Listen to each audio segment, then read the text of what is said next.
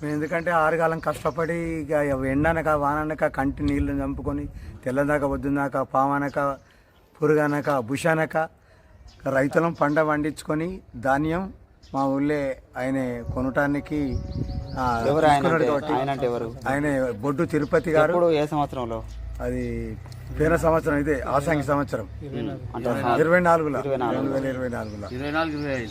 మీరందరూ ధాన్యం ఇచ్చిరా? ధాన్యం ఇచ్చినాం. ఇచ్చిన తర్వాత డబ్బులు ప్రతిసారి ఎట్లా ఇచ్చేటోళ్ళు వీళ్ళు? అది ఎప్పుడైనా ఒక నెల తర్వాత మాకు ఇచ్చేది డబ్బులు. ఆ నెల దాటింది, 2 నెలలు దాటింది, అడిగిన కొద్దిగా అత్తయి పడతాయి అకౌంట్లో అనే మాకు చెప్పుకుంటూ వచ్చిండు. మేము అదే ప్రకారంగా ఆయనను కూడా నొప్పియలేదు ఎప్పుడు. మంచి వ్యక్తి కాబట్టి, ఆయన మాట మర్యాద మంచి వ్యక్తి కాబట్టి ఆయన ఎప్పుడు నొప్పియలేదు. ఇస్తా అంటేనే ఇక మేము ఎప్పుడు ఇంటికి కూడా రాలేదు చక్కగా. ఇప్పుడు మరి ఏం కోరుకుంటారు మీరు? మాకు ఎటుపెట్టి మా డబ్బులు మాకు న్యాయం జరగాలి, మాకు డబ్బులు కావాలి. ఎందుకంటే చెప్పండి, మీరు చెప్పండి. మేము ఏం లేదు, ఇప్పుడు రైతుల విషయంలో నేను మా కౌలుదారికి దాదాపు 4 సంవత్సరాలు ఈయనకే సరుకు జోపుతాను. జోపుతా అంటే 4 సంవత్సరాల నుంచి సరే గట్లా ఇస్తాడు, అవుతుంది, కొన్ని ఇస్తాడు, కొన్ని ఆపుతాడు వ్యవహారం. అంటే పోయిన సంవత్సరం 2024 డిసెంబర్లో మాత్రం పడేలానయ్యి మాకు బిడ్డ అకౌంట్లోకి పోయినాయి, ఇట్లా ఆగిపోయినాయి, ఇట్లా అనవసరంగా కొన్ని మిస్గా అయినాయి. ఫ్యామిలీకి గొడవ ఉన్నాయి, మీ పైసలు మీకు రూపాయి ఇవ్వకుండా ఇస్తామని మాకు చెక్ ఇవ్వడం జరిగింది. చెక్ ఇచ్చిండు, కొంతమంది కాగితాలు రాసి ఇచ్చిండు, కొన్ని ఇది అది చేసుకుంటూ అందరికీ అది చేసుకుంటూ వచ్చిండు. సరే ఆ డబ్బులు ఎప్పుడు వస్తాయి అని దాదాపు ఇక అడుక్కుంటూనే వస్తున్నాం చాలా రోజులే. మరి ఈ కొత్త పంట ఇచ్చుడా ఇవ్వకపోవడా అని కొంతమంది అంటే ఇక కొత్త పంట సుతా ఇవ్వడం జరిగింది.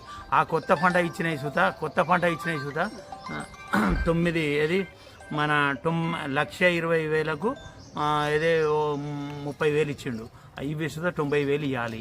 ఇక అదే ఇదే రకంగా మొత్తం డబ్బులు ఆగిపోయినాయి. 20 తారీఖు నాడు మాత్రం ఖచ్చితంగా డబ్బులు ఇస్తా.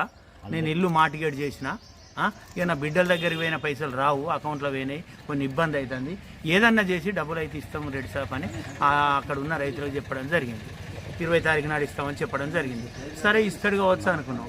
19 తారీఖు నైటే ఆయన చనిపోవడం జరిగింది. చనిపోయినాక ధన సంస్కారాలు అన్నీ అయినాక డబ్బులు ఏమైనా ఎక్కడ పోయినా అని మేము అకౌంట్ తీస్తే వాళ్ళ దాంట్లో ఒక దాంట్లో 67 లక్షలు, ఒక దాంట్లో 20 లక్షలు ఈ రకంగా డబ్బులు డ్రా అయినట్టున్నాయి.